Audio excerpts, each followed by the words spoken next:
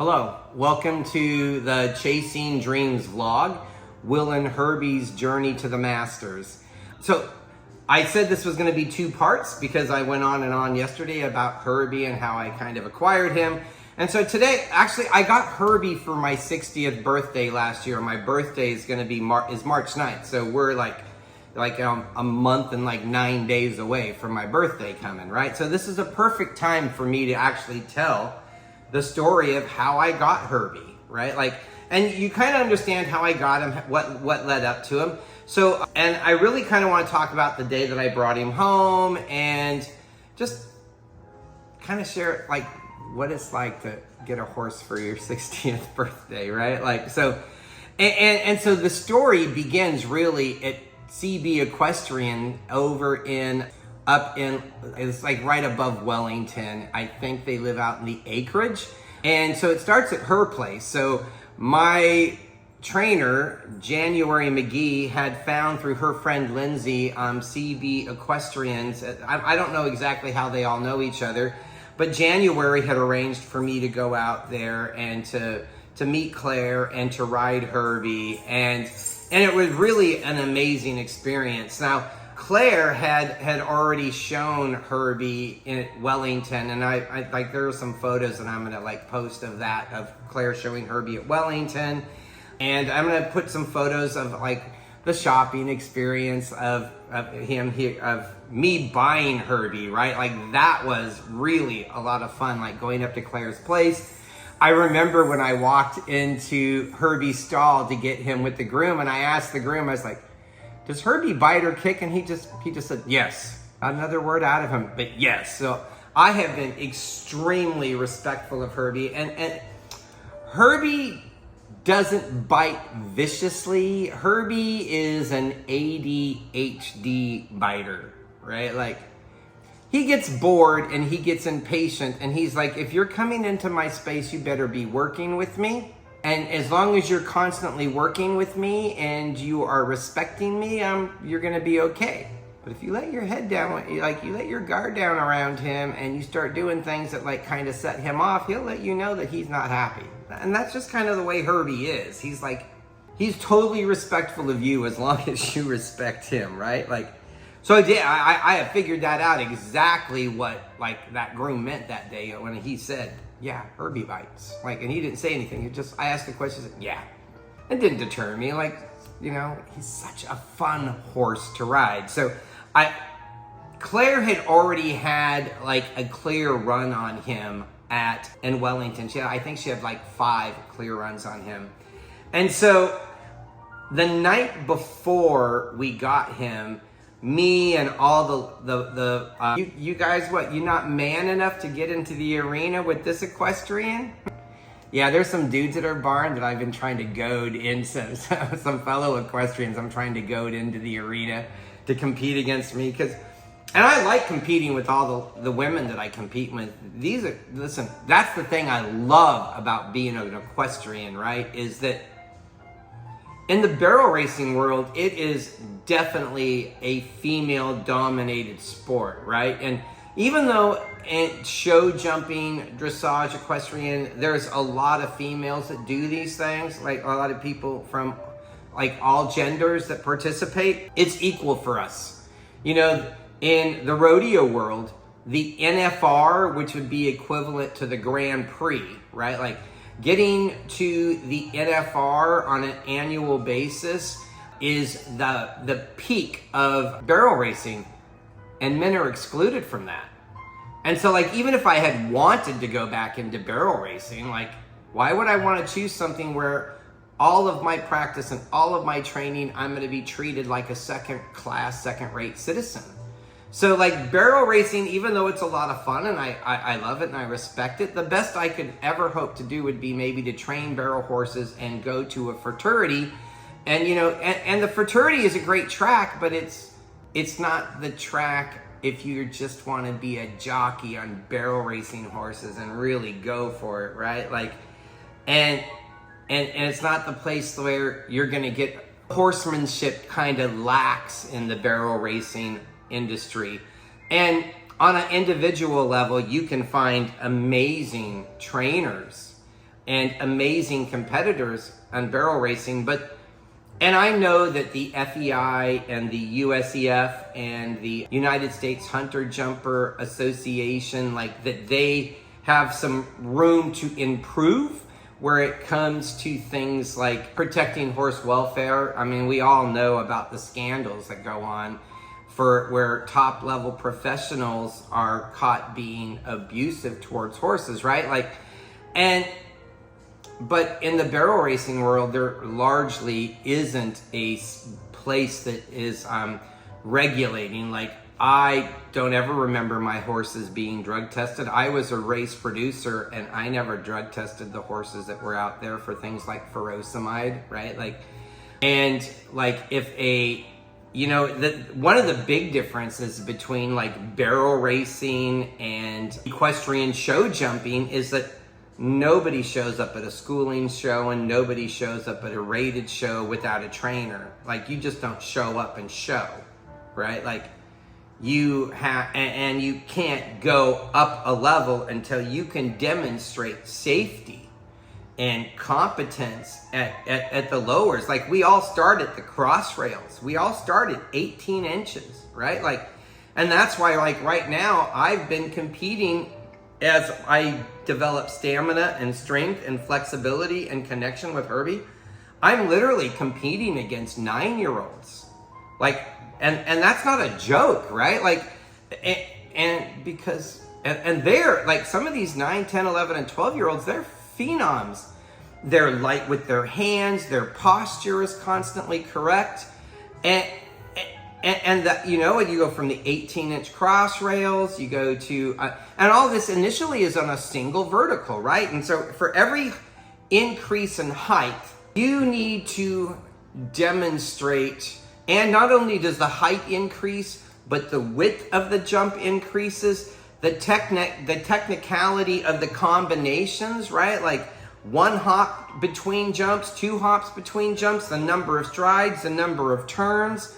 Like, and when you compare all of that to barrel racing, you know, 1 right, 2 lefts around a barrel, you know, start and finish, you don't think that, you know, like there's an obvious number of differences, right? One's a lot more technical and the other's just a lot more, you know, race driven. As someone who rode a top level 1D horse, you cannot go into the first barrel without the exact kind of connection that a barrel racing horse has as a show jumping horse has. You got to be light. You have to be able to maintain your speed, slow down, keep your seat, don't drop your shoulder in, come around the barrel, pick up and keep going.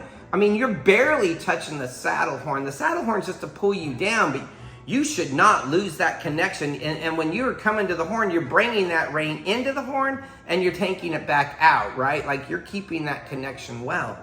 I could jockey a barrel racing horse pretty well. My training skills, that was probably more in my head, right? Like, that I was a trainer, because I could keep my barrel racing horse tuned up on my own.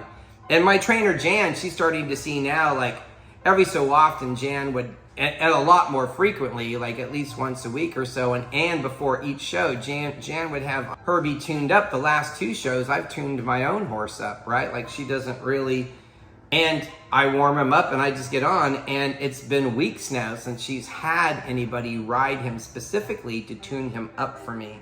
And so that is kind of a measure for me about my ability going forward. Like, am I learning? Am I progressing? Am I getting better? Oh my God, I got completely sidetracked. I know I'm supposed to be telling you a little bit about Herbie in this one, but that's one of the things that I've enjoyed about becoming an equestrian, is that the level of supervision and the level of safety all the way across the board for the equestrian sport as an equestrian discipline, as opposed to barrel racing. And I have to be honest, like, I haven't barrel raced since 2010, right? So I don't know if there are changes, but I watch barrel racing live every weekend. I just watch the big races at Queen Creek. I watch that little 11-year-old like take it to town, and she rides exactly the way I explained to you to that first barrel. She's got complete connections, and another 11-year-old phenom in the barrel racing world, right? I think her name is Dusty Lynn Hall. So I do find that in the barrel racing world, you don't have to have a trainer when you show up. You just enter and show up on anything. You don't have to have been supervised. And so you watch like 600-700 runs over a weekend on live barrel racing. I'll tell you, 80% of the people I watch barrel race don't know how to ride a barrel racing horse. And all they're out there doing is like embarrassing themselves. And they really should like invest in weekly lessons with a weekly trainer. And the barrel racing producers and the organizations that represent barrel racing should really firm up, like, in order to actually protect the horses, right? Like, the barrel racing right now is about protecting the producer, making sure that the producer makes money and making sure that the show goes on, right? Like, there are loose rules to protect the horses, but a lot of cruelty goes on in the barrel racing world that is just like, I couldn't go back to that. I like the fact in the equestrian world that I have to show up at the arena with the trainer, and that that I have to start at the 18-inch cross rails and then go up to 2 feet, then 2 feet 3, and then 2 feet 6, and then 2 feet 8. I'm kind of jumping right now in my classes. I'm at my lessons every week. I'm jumping pretty consistently 2 feet 6, 2 feet 8. I'm probably going to show at the Ridge in the next couple of weeks. I'm not showing this weekend, but I am showing the next 2 weekends after that. And I'm going to show probably in the 0.7. I don't think I'm ready to move up yet. I seem to, every so often, I don't seem to be able to find the propulsion that I want with Herbie. It's like, I don't know, like I just get off balance, or I get weak or something. I fall in and out. So I really need to like increase my stamina so that I have the stamina and the pressure, so that when I squeeze and I use my legs to drive him from the back end, and that I'm, that I'm using my motion and my inner thigh and my inner calves to really like move him forward. And all the safety stuff that we have to learn as we get into these higher and more complicated jumps puts us really into a space of elevated horsemanship. Like, I have to say, I don't think I've ever ridden as good as I'm riding right now. And every time I get a little bit better, I can see how much better I can get. Like I think I'm probably 10 or 15% of the way of what it's gonna take for me to ride, and the strength and the stamina and the flexibility as an athlete. I'm about 10 to 15% developed, and I probably got like 75% of the way to go still. And it's gonna actually, I'm gonna have to make some more changes in my health, right? Like, I'm gonna have to quit something herbal so that I have better respiration and I can breathe deeper. And that's like, it's probably gonna be a challenge, because I don't drink anything, right? Like, I don't like to drink. I went out and got Herbie on March 6th, and that happened March 6th of last year, of 2023. And on March 6th of 2023, not only did I go out and pick up Herbie like 3 days before my birthday, so I got Herbie for my 60th birthday. The night before, we went out to dinner with all the ladies at the barn, and that was a lot of fun. And the next morning, Jan was like, okay, bring your gear, bring your tech, get everything ready. We're gonna go over to Wellington for a few minutes. We'll have lunch there at, I think it's called the Tiki Club. And I needed to go to the Voltaire store to pick up some reins, because I ride with the Voltaire saddle. I think I need to get reins and like a saddle pad or something like that. And the other thing I needed was a highlight safety vest, right? Like, I wanted to make sure, like, now that I'm actually getting And I'd already, at that point, I'd come off of a couple of horses already. So I'd fallen off that one horse that I had tried when I was out on my own without a trainer, just showing up at somebody's place to ride their horse from an ad. And that trainer was good. She's like, do you have a trainer? I said, yes, but my trainer's on holiday. And she said I could go do the first kind of looks. I was like, I don't know what I'm doing. And so, I mean, she was doing her best to try to keep me within the parameters of what's expected within our industry, that you show up to buy a horse with a trainer that knows your ability, that can speak to you in language that you understand to help you ride that horse correctly, right? Like, and especially because when you bring that horse home, that trainer is going to have to be able to guide you and manage you and help you manage that horse, right? So we went to Tack and Rider on the grounds at Wellington, and I bought my highlight vest. And then from there, and after our tiki lunch, we got in the truck and we drove out to Claire Bangert's place and we picked up Herbie. I have to tell you, Jan parked that truck way far away and we had to walk Herbie out that gate, and she snuck him out that gate like she was stealing him. And she put him in that trailer so fast, like I couldn't get, she moved Herbie quicker than I could get my car turned around, drove down the driveway and out the road. She had Herbie practically loaded up. And I was trying to run down the road, get it all on film, like catch it, but no, it was a go, right? And so once she got Herbie in the trailer, we got Herbie to